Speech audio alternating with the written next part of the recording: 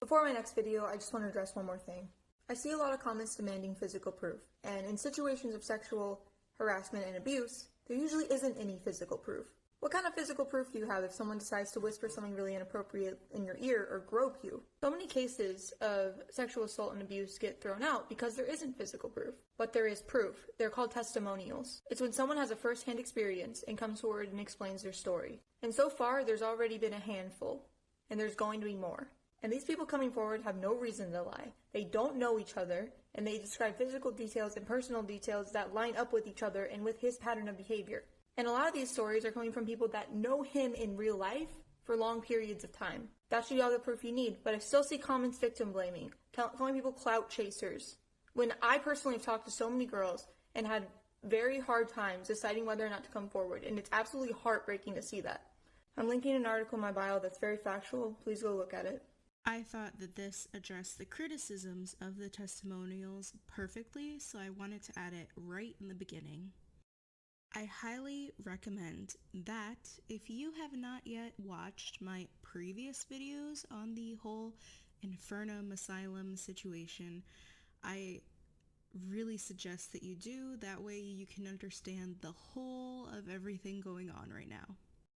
And with that being said, I want to start with the testimony of Kaomi. I'm not really sure how to say the name.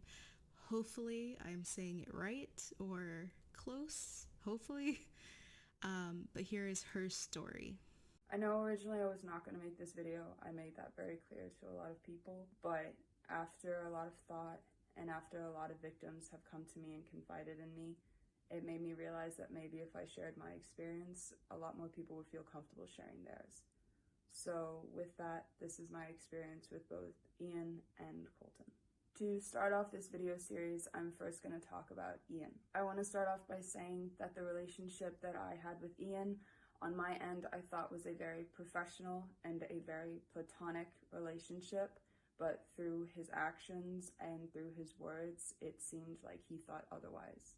As many of you guys are starting to hear from other victims that have been affected by Ian, he has a very big tendency to insert himself into people's personal bubble. He did the same thing to me. He would touch me in ways that made me feel very uncomfortable, to the point that I would have to take myself out of the situation. He would say things to me that made me feel very uncomfortable. And to be honest, the only experience that I feel comfortable explaining is this one. There was an instance where a group of us were hanging out in a house that we were staying in together. Ian that night had turned in fairly early, and an hour or so went by, and then Colton got a phone call from him. He asked if I could come to his room, and me thinking that something was wrong, I went to his room immediately, and Colton followed. I instantly regretted it when I saw that the whole room was lit red. I thought it was very unsettling and very strange, but I proceeded to go in, and when I reached Ian's bed where he was, he asked if I could give him a massage. I thought this was really strange since I was the only woman there and also probably had the most petite hands out of everyone, and on top of that had only known him for a couple of days. Colton and him had seemed to have a way better relationship with each other, and I just overall thought that the situation was strange. So I looked to Colton very uncomfortably, and instead of him diffusing the situation or in any way trying to take me out of it, he left the room. As I've stated in previous videos, Colton is another person, a TikToker, who is having a lot of people speak out against him. But for the sake of fully understanding everything about Ian, aka InfernumAsylum, I'm only going to be focusing on him and the stories and things that are coming out against him. Several minutes went by, and I started to feel more and more uncomfortable. Sometimes he would let out occasional groans or moans that would make it very, very unbearable to want to be in this situation anymore, so I left. Over the first couple of days of me knowing Ian, he started to overly compliment me and even give me nicknames like Legs, which, to be honest, I took as him just being nice. I didn't think much of it until his comments started to become a lot more sexual, and him at one point even implying that if I wanted to do anything with him, that his room was down the hall. I do want to say that Ian has a high tendency to manipulate the women that he wants to be involved with, giving them comfort in comments like, "I was raised by women, I would never hurt you," or "You're like a sister to me," which, come to find out later on, I realized that I'm not the only one that he has said that to. I think that this gives us a better insight on the lengths that Ian will go to have a level of trust with these women. He would say just about anything to be closer to them. Now I'll be showing you the testimony of a woman named Caroline, who is also a big part of the TikTok cosplay community and who has previously met and interacted with Ian on many occasions. Hey guys, I want to make this video in regards to a lot of comments and DMs I've been getting about Ian, InfernumAsylum, and Colton and Clapdaddy. These two creators were my friends and I spent quite a bit of time, especially Ian, I spent quite a bit of time with them at Playlist Live. With Colton, I have no comment on. I only had good experiences with him. I was very shocked to figure out what happened with him. Ian, on the other hand, I was not shocked. I obviously do not associate with Ian anymore, especially after he made those confession videos, which are absolutely disgusting. I had my own personal experiences with Ian that I will not be discussing, other than the fact that I was in a very dangerous situation that could have ended very badly. On 2 separate occasions, I was hanging out with Ian and other creators in an Airbnb. One of my creator friends suggested that we hang out with another group of TikTokers, and Ian replied with, "No, that group of creators do not associate with me." I asked him why, and he replied with the fact that he didn't know. He did know. As I mentioned, Ian said that he didn't know why these other creators didn't want to associate with them.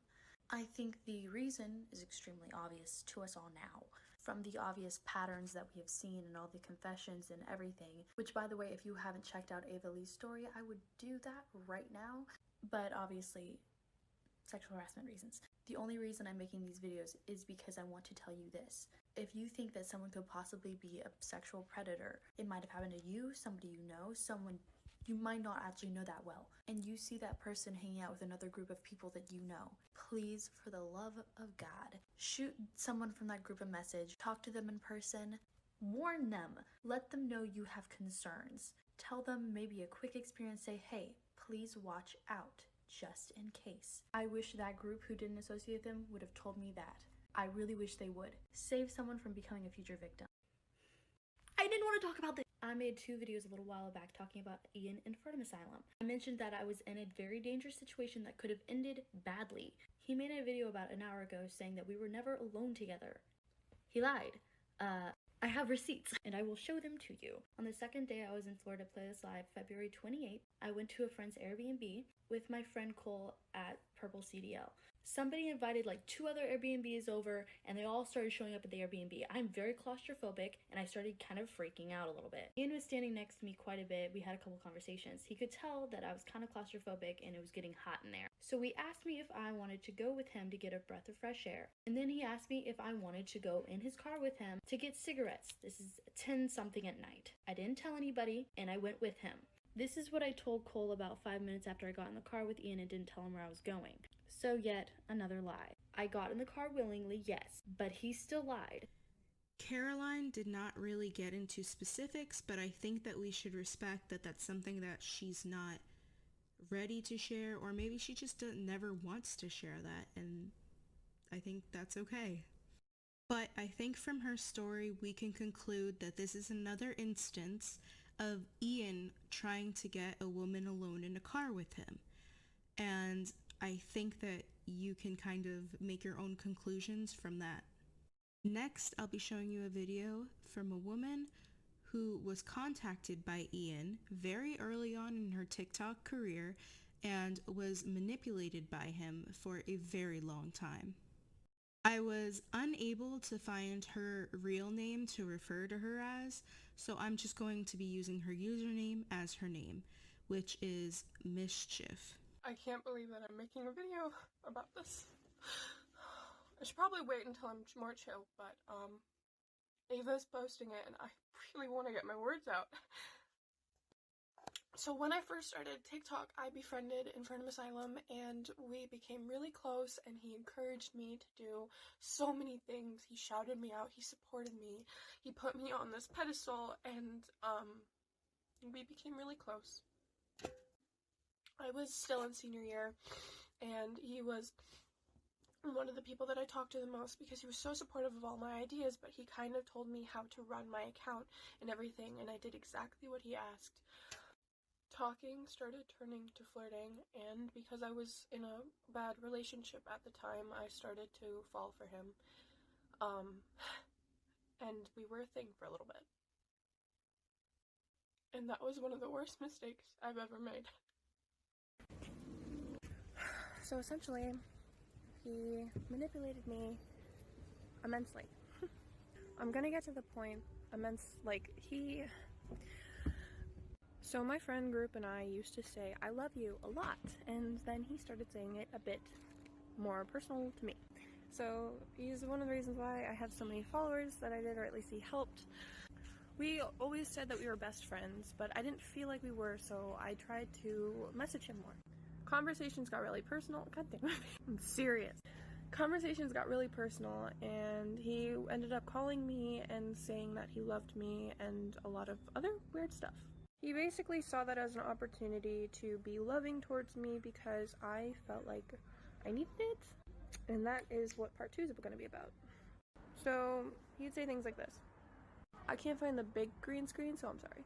And things like this. He would encourage me to break up with my boyfriend. He would get jealous. And then one day, he asked me this. He asked if I'd ever date him, and I said yeah, because just like everyone else, I was a fangirl. But I'm looking back at it, and he basically was a 26, 27-year-old flirting with a freshly graduated 18-year-old. He wanted me to move to Florida, and he said he'd pay for it. And he would say things like he'd never let me go, and that I was his, and all that. And the creepiest part is that he said our song was Hostage by Billie Eilish. Yeah. And when he said he'd date me or stuff, I told him to be careful because it was getting weird, and I'm too young for him. And he continued to brush that off. I'm gonna post part 3. He would tell me how to run my account and that I shouldn't post as many that I shouldn't post as many OCs. I'm sorry. That I shouldn't post as many OCs as I did.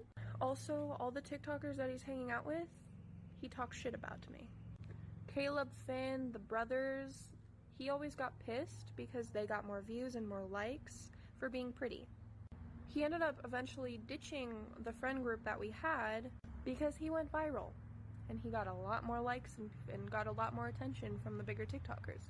I would see that he had a type for certain girls.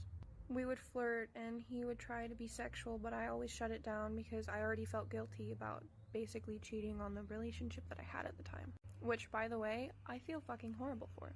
I'm also fully aware that I'm kind of the bad guy. My mistakes are my own problem. I just want people to know who he is. Really. So I was friends with his girlfriend, and I felt guilty, like, all the time. I wanted to tell people so bad, but he told me to keep it secret. And me trusting him, I did. I didn't tell some of my closest friends until much later. I told Infernum that I wanted to try and fix the relationship that I had, so I didn't want to do anything or date or anything. He said, yeah, no, I'm not anyone to interfere with that, and then continued to tell me to break up with my boyfriend. He would get jealous, and eventually he decided he's going to try and fix things with Smokey, and then ghosted me. So in that time, I ended up dating someone else who was really nice to me. And when he found out, he was really mad and shamed me. He said, oh, so you were sliding into other people's DMs. What about what we had? And I just wasn't having it. He ghosted me. I eventually told his girlfriend, and that's where part 4 is gonna be? Yeah. So I eventually messaged his girlfriend and told her. Which, by the way, I showed her the evidence that I got, and if you guys want some, I guess I can... She eventually told him, and he blocked me on everything. I did misidentify the situation as grooming when it was just manipulation, but since then I haven't identified with him. It hurts when people bring up content that we used to make. People will join my Discord that's primarily about my stuff and ask about the Infernum brothers. And I haven't been able to say anything except, yeah, we're not friends anymore, because I was terrified. I've had nightmares, I've cried, panic attacks all the time, and when I saw Ava Lee's post, I broke down. Mostly of joy, because I can finally come out and say everything. I've never done anything like this before. that's about everything that I can think of, but I'll probably post more once I can get my thoughts together. I just really wanted to get my story out there finally. So.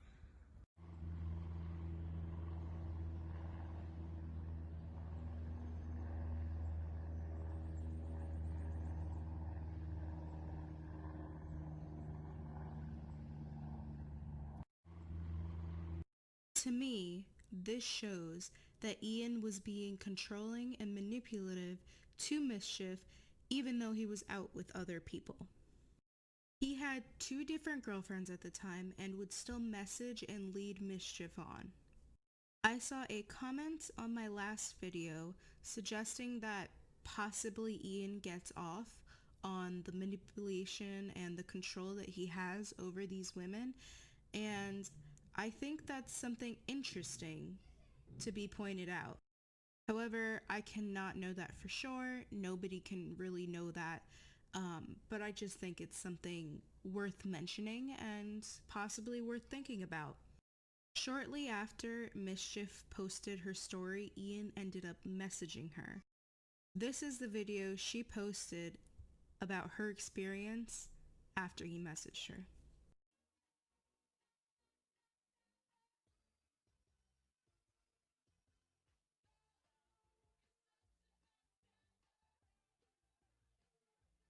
And in case that was too fast to read, which it was very, very fast, I have it written down and I'm going to read it for you.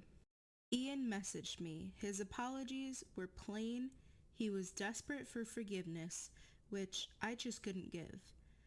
I let him know that because it was 3 a.m. for him and it's clear he's losing sleep over me, just like I lost sleep over him. Nothing could redeem him from the pain he has inflicted on me and everyone else.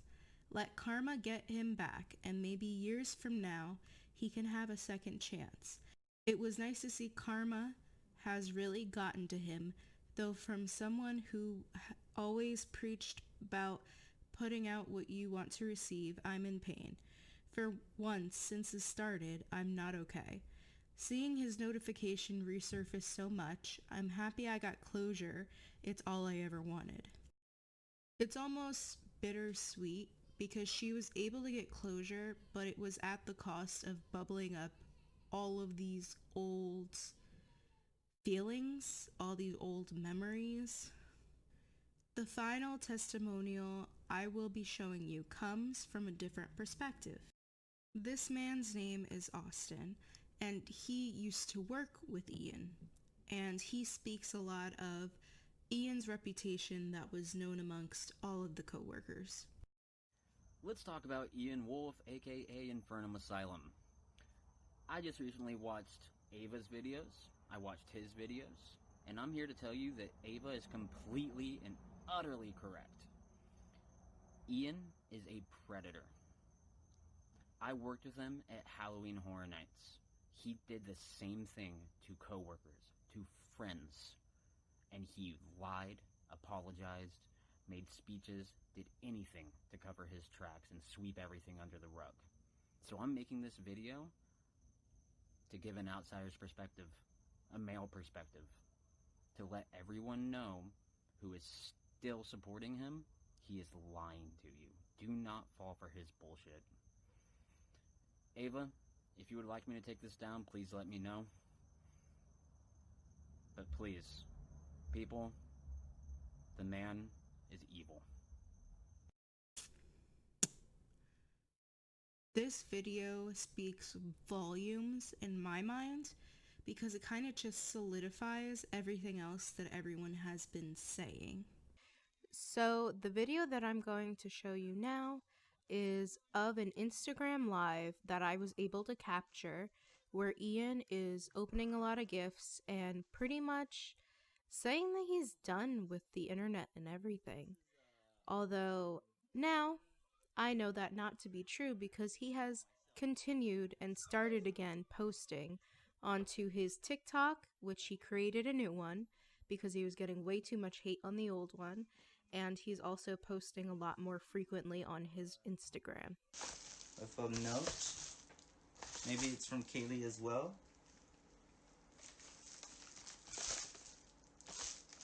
doesn't seem like it came with a note. If you sent me this,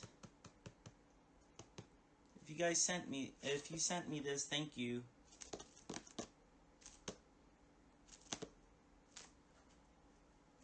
Thank you, guys. And I believe this is from Tori. Thank you for sending me this to my P.O. box. If you're watching, I don't know if you have an Instagram or not, because I know you had TikTok, and I'm not really able to get on TikTok anymore, so.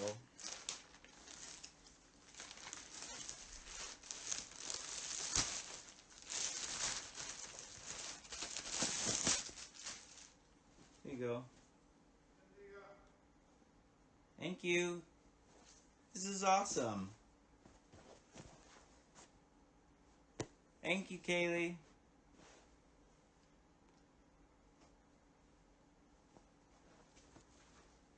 Thank you, guys. I mean, not Kaylee, Tori. Sorry, I mixed us up. Sorry. Thank you, Tori. If you're watching, Tori. Thank you for the gift. Thank you.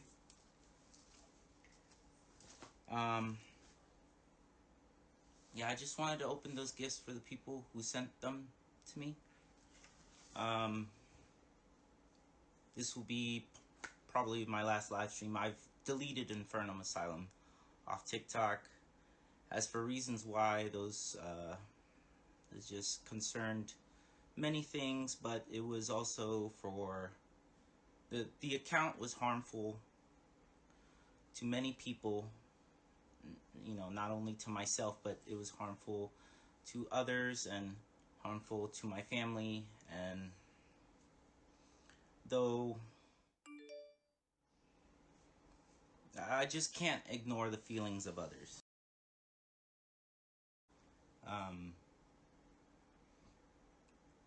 I just want you guys to remember to be creative, inspire others, and just stay safe. Wash your hands, wear a mask, and be safe, guys. I'll see you guys.